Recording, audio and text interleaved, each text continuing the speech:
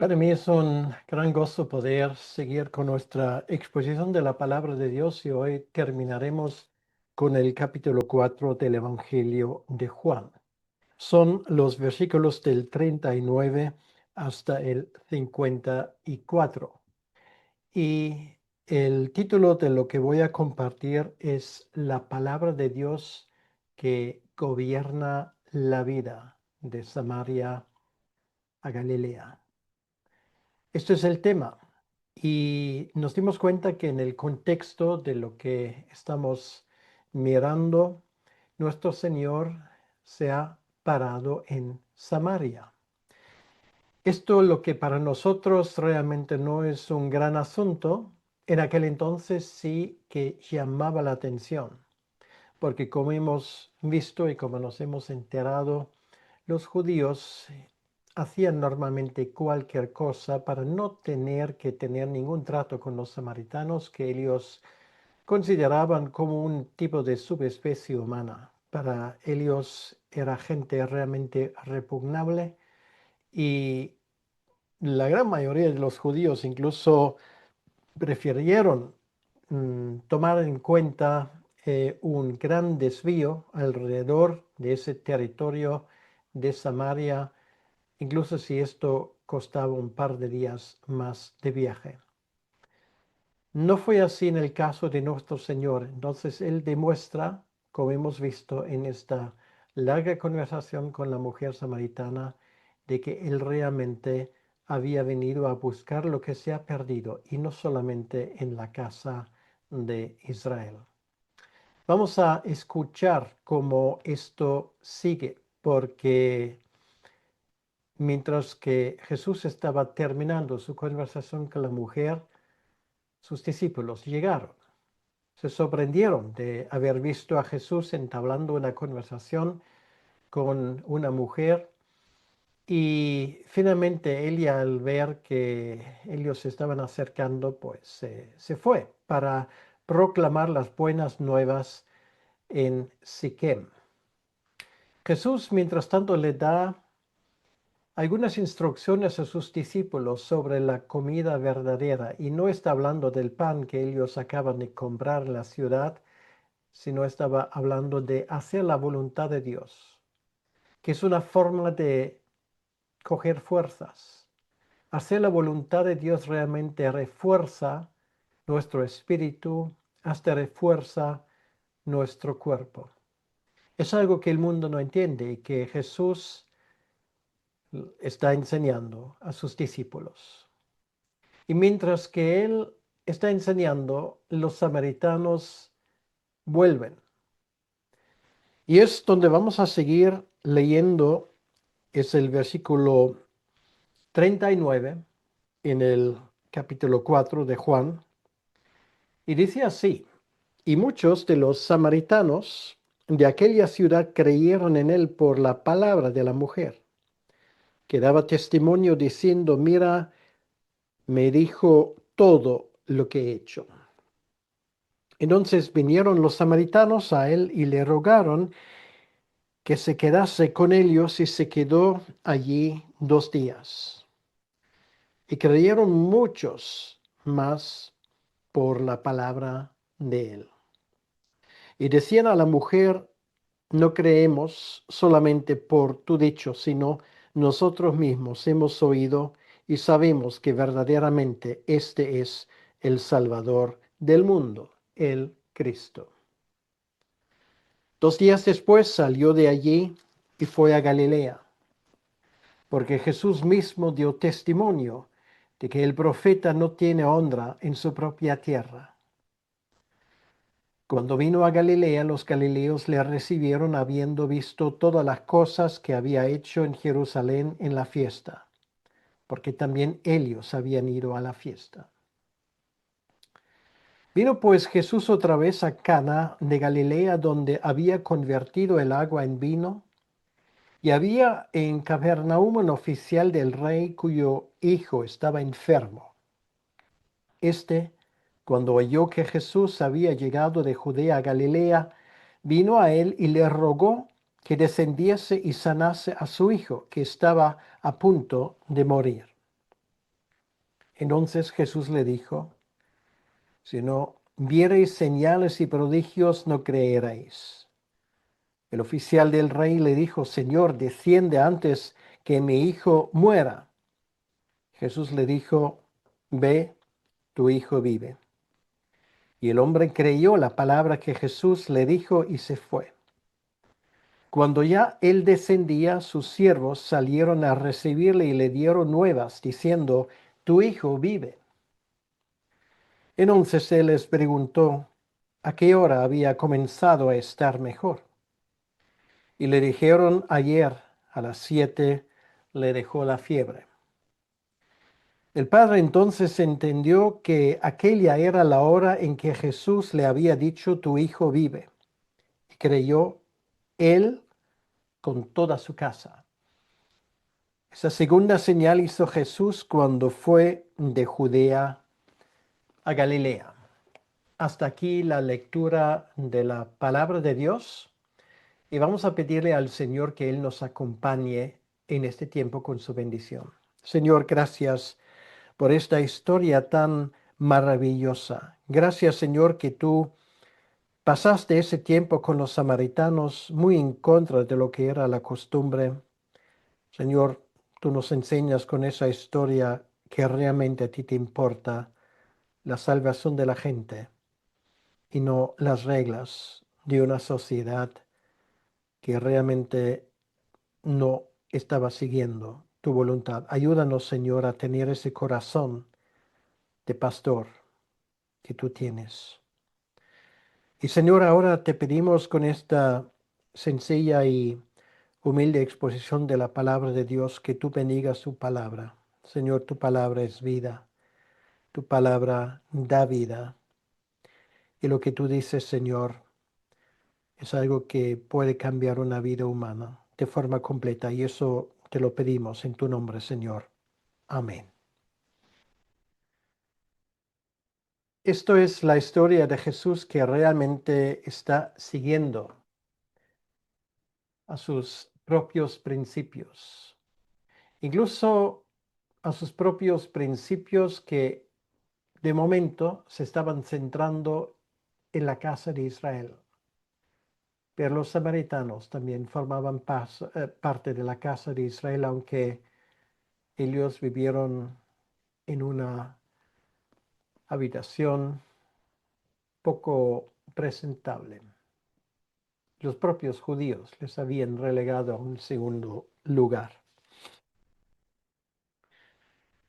Nos damos cuenta que estos samaritanos que durante tanto tiempo vivieron en la lejanía de lo que pasa en el reino de Dios, llegando ahora y llegando por el testimonio precisamente de una mujer que no tenía ningún peso, ni siquiera entre los samaritanos, no solamente por ser mujer, sino además por ser una mujer con un estilo de vida, digamos, poco honrable.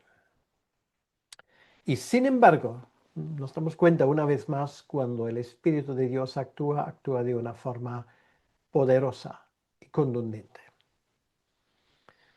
Aquí dice no solamente algunos, sino muchos de los samaritanos de Siquem, aquella ciudad, creyeron por el testimonio de la mujer. La palabra que ella les dijo acerca de Jesucristo.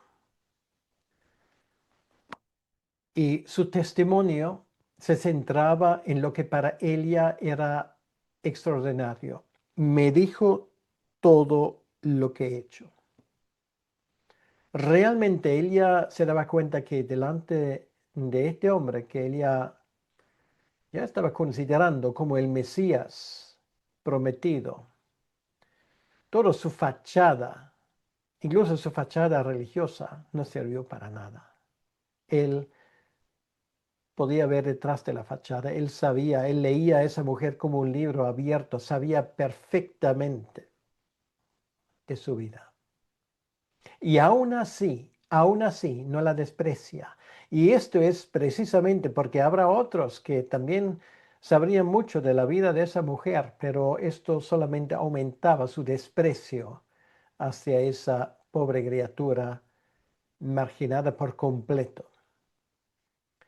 Y sin embargo, Jesucristo usa su conocimiento, su omnisciencia, que todo lo sabe, precisamente para hacer a esa mujer una oferta que ella no podía rechazar. Y esta era la oferta de darle agua, agua que jamás permitiría que volviera la sed. No una agua normal, sino esa agua espiritual que viene de arriba. Y no solamente Él ofrece agua que viene de arriba y que quita la sed definitivamente, sino además Él ofrece una comida, un pan, el pan de la vida. Y quien come de este pan realmente satisface también su hambre por justicia, su hambre por buscar a Dios, su hambre de ir más allá de reglas humanas religiosas. Esto es lo que había conseguido Jesucristo. Y este testimonio de la mujer, no sé, el texto no dice cómo ella habrá conseguido que los samaritanos la escuchasen, y para nada sirve imaginarse diferentes situaciones, pero el hecho es que ella consiguió que la escuchasen. Y no solamente esto, ellos querían saber más, porque obviamente lo que notaban en esa mujer era un cambio apreciable, un cambio notable. Esa mujer ya no quedaba de la misma manera como ellos la habían conocido, y aunque sus palabras tal vez no fueran las palabras más exactas, más contundentes, ellos lo que querían es conocer al hombre que había podido hacer tal impacto en la vida de la mujer.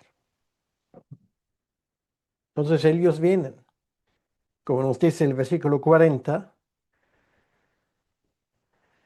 y quieren saber más. Y saben perfectamente que esto ya no se explica tal vez en 5 minutos o en 1 hora. Porque me imagino que a esas alturas el sol ya se estaba acercando al horizonte. Y dice aquí que ellos le rogaron que se quedase con ellos. Y se quedó por la noche. Y se quedó otro día entero, y el tercer día, después de 2 días, él siguió su camino. Lo que él habrá hecho en aquel momento, sin lugar a duda, es un impacto profundo en la vida de los samaritanos. No hay que olvidar que el libro de los Hechos, en el capítulo 8, nos describe cómo el Evangelio hizo un impacto entre estos samaritanos que ya estaban preparados para recibir el mensaje de la resurrección de Cristo. Y en estos 2 días ocurre un milagro mucho mayor que el de Cana, y el de la sanación que vamos a ver en un momento es el hecho de que creyeron muchos más por la palabra de Él. Por eso dije, es la palabra de Cristo, la palabra de Dios que gobierna la vida de Samaria hasta Galilea. No solamente por la mujer, no solamente de segunda mano ellos escucharán, ellos escuchen de primera mano. Y esto es lo bonito, ya es la segunda vez que esto nos ocurre en el Evangelio de Juan, porque era Andrés que dijo a Natanael, mira, vente, mira con tus propios ojos, juzga por ti mismo. Y esto es lo que habrá dicho también esa mujer. Si a mí no me creéis, pues mira, juzgad vosotros mismos. Y esto realmente es la esencia, esto es la cuestión, esto es lo que realmente tiene que pasar en la vida de cada persona. Yo no conozco tu situación, pero te digo una cosa. Si tú solamente conoces a Dios de oídas, Si solamente eres cristiano de segunda categoría en el sentido de que lo eres por tradición, pero no porque le has conocido personalmente como lo hacen estos samaritanos, para nada te va a servir. El testimonio de otros, si tú no lo aplicas y vas y escuchas tú personalmente, para poco te va a servir. Por eso yo te pregunto en ese momento, ¿tu fe es una fe auténtica, una fe que se nutre de esa agua viva y que come de ese pan que viene de arriba y que da fuerzas al débil y energía a aquel que se siente cansado? ¿Sabes lo que es esto? ¿Lo has conocido personalmente? Pues tómate a los samaritanos como ejemplo. Creyeron por la palabra de él. Aquí tienes su palabra. Lo que estoy intentando exponer aquí es simplemente su palabra. No es mi opinión, que a nadie le debe de importar. Tampoco es mi retórica, mi capacidad de explicar cosas que puede ser suficiente o insuficiente. Lo importante es que tú escuches a la voz del Señor. No hay otra cosa más importante. Y por eso ellos pueden decir a esa mujer, ya no creemos solamente por tu dicho, porque nosotros mismos hemos oído y sabemos que verdaderamente este es el Salvador del mundo. El Salvador del mundo. Este mundo no va a tener otro Salvador ni antes ni después que Jesucristo. Él no solamente es un gran teólogo, como ella sospechaba en su momento, no solamente es un profeta, de esto había centenares, es el Hijo de Dios. Y en su función como Hijo de Dios, que ha venido precisamente con un propósito, y esto es arrebatar ese mundo de las caras de Satanás. En este sentido, Él es Salvador del mundo, no hay otro. Por eso acabamos de celebrar la tumba vacía. Nosotros no tenemos un Salvador que se quedó en la tumba. Nosotros tenemos uno que venció a la muerte, y esto es precisamente la diferencia con tantos otros que han, como se suele decir, fundado una religión. Jesucristo no ha fundado ninguna religión. Y nosotros no le conmemoramos en ese sentido como se conmemora a Buda, porque han quedado un par de pelos, o de algún santo de los cuales ha quedado algún que otro hueso, o de Mahoma, del cual, o de su caballo, supuestamente ha quedado una huella en no sé qué lugar de Jerusalén. No, nosotros celebramos a Jesucristo, que no ha dejado rastro aquí. ¿Por qué? Porque ha resucitado y su tumba estaba vacía.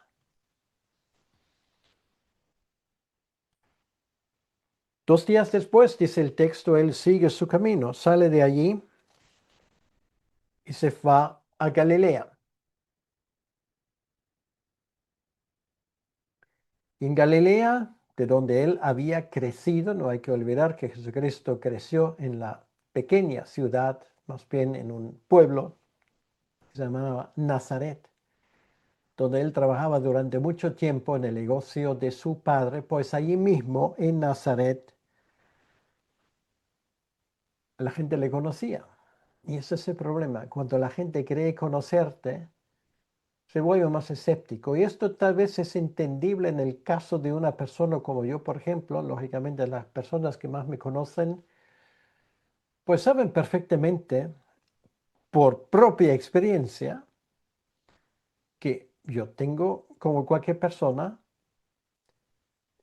mis lados fuertes y mis lados débiles, mis luchas, mis fracasos.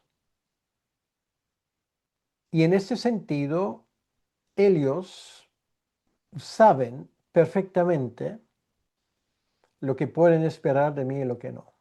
Les hace más crítico hacia mí, lo cual es completamente comprensible.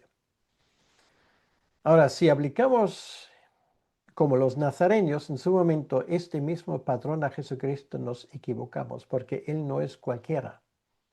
Sí, en la mentalidad de ellos, él era el hijo del carpintero, del constructor, del tectón.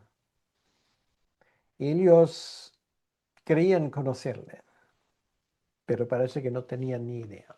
Entonces Jesús sale de allí, de las tierras samaritanas, deja atrás una ciudad feliz que acaba de encontrar la esperanza de su vida y se va a su propia tierra. Y Jesús, sabiendo perfectamente lo que espera, dice, allí nada bueno me va a esperar, porque el profeta no tiene honra en su propia tierra. Por esta razón, porque ellos creen conocerle, aunque no tienen ni idea quién es.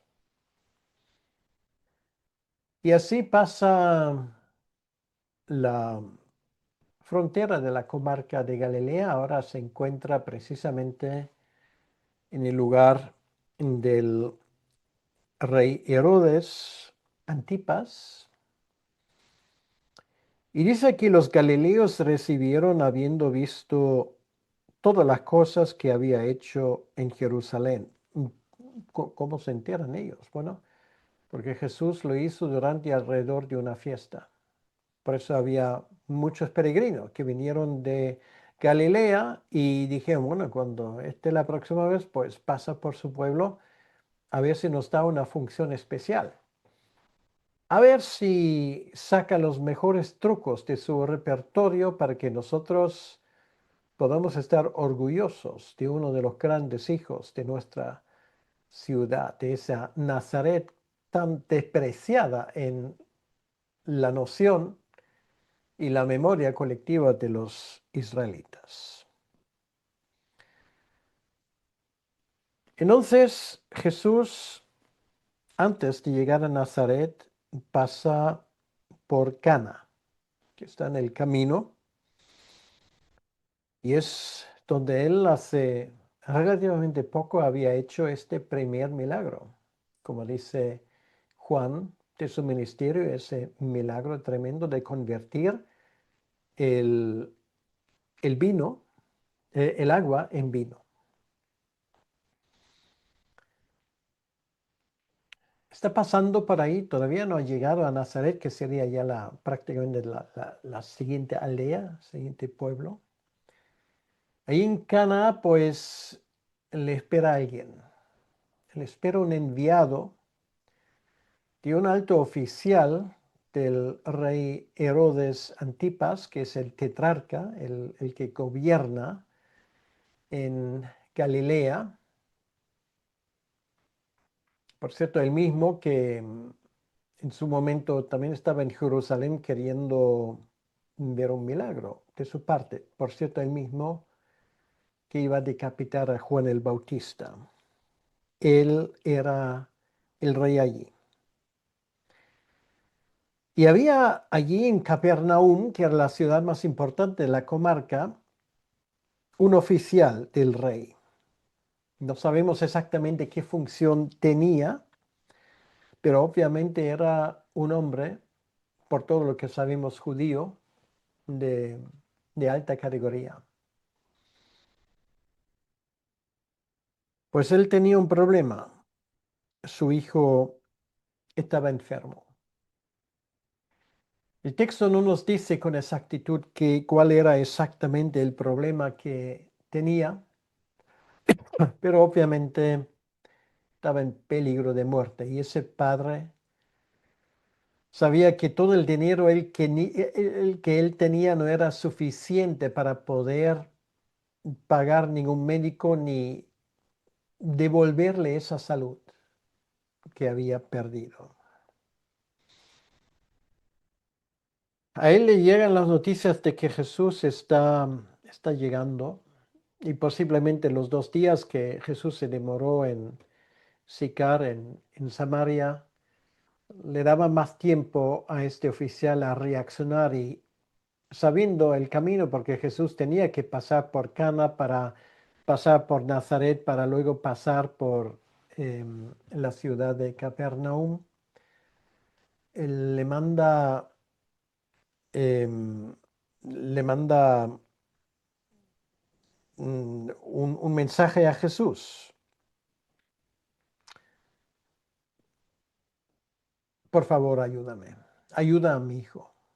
Sí, es tremendo que él viene personalmente. O sea, él no manda como, por ejemplo, el centurión romano, un siervo, sino él viene personalmente. Está desesperado. Y le ruega, dice aquí, bueno, la palabra implica que se lo pidió una y otra vez, que por favor, que por favor, que por favor. El hijo estaba grave y a ese padre no importaba hacer, bueno, el ridículo, no sé si se puede decir esto, pero rebajarse a pedir. Era un alto oficial, normalmente él estaba acostumbrado a mandar, pero le pide, por favor, pasa por Capernaum y sana a mi hijo.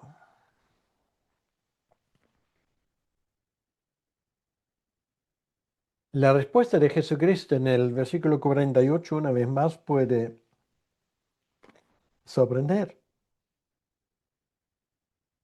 porque es una respuesta que a primera vista, pues parece muy dura. Si no vierais señales y prodigios, no creeráis. O sea, él ve detrás de todo esto. Él ve detrás de todo esto. La necesidad más grande de este hombre no era la sanación de su hijo. Esto, humanamente hablando, lo entendemos. Como padre, él daría su propia vida para salvar la vida de su hijo. Pero, ¿qué le sirve al hijo recuperar la salud de una forma milagrosa y luego perder su alma? Por esto, esa respuesta, sí, al final vas a creer, pero vas a creer porque yo he hecho algo por ti. Volvemos a pensar en los samaritanos. ¿Había hecho Jesús ahí algún milagro? No realmente. Aquí dice que este es el segundo. Y si lo de Cana era el primero, pues mientras tanto no había hecho ningún milagro. Salvo aquel de convertir el corazón de la samaritana. Pero eso parece en el cómputo nuestro, no es un milagro tan grande, pero es el auténtico milagro realmente. Pero Juan sabe por qué se expresa así. Porque para la gente lo que ellos consideran milagro y cuando ya están dispuestos a pensárselo es cuando ocurre algo en su favor. Agua en vino, un hijo sanado, y no quiere creer en una situación así. Y Jesús usa esto para decir una fe auténtica. Alguien que me aprecia a mí por ser yo, el salvador de ese mundo, como la mujer samaritana, nos dice entre líneas. A esa persona no le hace falta ningún tipo de milagro adicional. Hace falta simplemente depositar la fe en aquel que sabe todo de mi vida.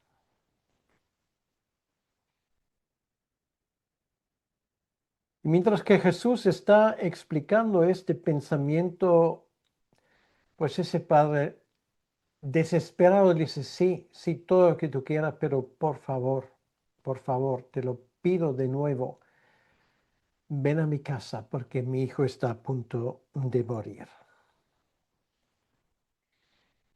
Jesús ni se inmuta. Incluso parece que aquí él cumple lo que el Padre dice, no voy a decir casi contra voluntad, pero con pocas ganas, realmente, para demostrar lo que está pasando, pero luego nos damos cuenta que detrás de esto había más, como es de esperar. Pero a primera vista es la impresión que tenemos. Y le dice, ve, tu hijo vive. Y ahí viene lo milagroso, porque nos damos cuenta de que en el caso de ese padre desesperado, de repente le vale más creer en lo que Jesús dice que en lo que él hace. Él ya no necesita una palabra. Es tan desesperado que él simplemente cree lo que Jesús le dice. Y ahora te voy a decir un secreto. Aquellas personas que están tan desesperados que ya ni siquiera un milagro les hace falta, sino simplemente beben lo que sale de la boca de Jesucristo, son las personas que están más cerca del reino de Dios. Él no dice, no, por favor, Señor, yo te creo, pero como confirmación de lo que has hecho, haz algún milagro para que, no, él sabe ya perfectamente, Jesús tiene ese poder. Esto para él no hay no hay ninguna duda. Por eso ha venido precisamente. Y cuando Jesús le dice, ve, tu hijo vive, él se lo cree. Esto es lo que se llama fe. Jesús dice algo y nosotros le creemos. No nos hace falta ningún milagro de confirmación. Lo que Jesús te dice en su palabra, créelo, créelo sin más. Si Él quiere hacer un milagro en tu vida, eso cabe dentro de su soberanía y puede hacerlo cuando Él quiera, pero de momento confía en Él. Cree su palabra, cree lo que Él te dice.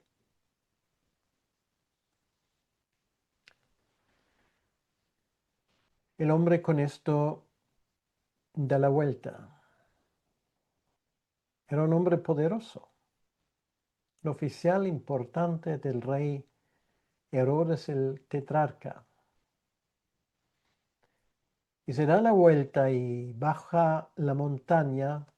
Cuando baja la montaña ve por delante el mar de Galilea, pues puede ver incluso desde ahí arriba la ciudad de Cafarnaúm, ahí a la orilla norte de este maravilloso lago, el mar de Galilea. Y cuando entra en la ciudad y cuando entra cerca, a medio camino, cuando está descendiendo realmente, sus siervos le encuentran. Y ya me imagino que desde lejos ya le gritaron, él vive, tu hijo vive. Y ahí vemos que el hombre era un hombre meticuloso, acostumbrado a comprobar las cosas. Y le pregunta, ¿a qué hora pasó esto? Y ellos le dicen, fue a las 7, cuando le dejó la fiebre. A las 7.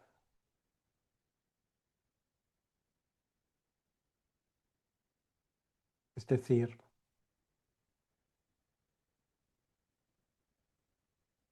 a la 1 del mediodía. Y el hombre sabe que esto fue exactamente cuando Jesucristo dijo esto. Y ahora viene algo que me parece muy importante y pocas veces se ha comentado esto. Dice aquí, el padre entonces entendió que aquella era la hora en que Jesús le había dicho, tu hijo vive. esa historia le sobrecoge. Y dice aquí, y creyó él y toda su casa. No es la primera vez que esa frase sale en la Biblia, o ni siquiera sería la última vez. Creyó él con toda su casa, quiere decir que en su casa había obviamente una esposa, había posiblemente más que este hijo, había siervos y no sabemos quién más. Esto quiere decir que este hombre obviamente habrá dicho la historia, dice, mira, esto me ha pasado y mira, en este momento efectivamente mi hijo salvó cuando Jesucristo lo dijo y creyó con toda su casa. Ese hombre deposita la fe en Cristo y no solamente él, sino muchos más. Es curioso que muy poca gente menciona que esto ha tenido un poderoso efecto. Porque la Biblia hay que leerla como un libro que se explica a sí mismo. Y para entender ese versículo, vamos a pasar al capítulo 8 de Lucas y vamos a leer el versículo 2 del capítulo 8. Y ahí dice, algunas mujeres que habían sido sanadas de espíritus malos y de enfermedades. María, que se llamaba Magdalena, de la que habían salido 7 demonios. Juana, mujer de Chuza, intendente de Herodes. Y Susana y otras mujeres que le servían de sus bienes. Entonces, interesante esto. ¿Por qué?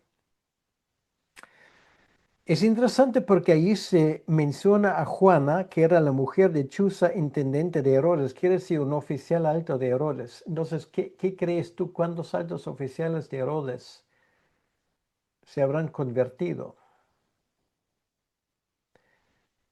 Creo que no muchos. Por lo menos no tenemos constancia, pero aquí se menciona explícitamente en Lucas a Juana, y estoy seguro que Juana era la esposa de este hombre. Y aquí además dice algunas mujeres que habían sido sanadas de espíritus malos, de enfermedades. Parece que la mujer tampoco estaba bien. Deposita su fe en Cristo y por lo visto también le va bastante mejor.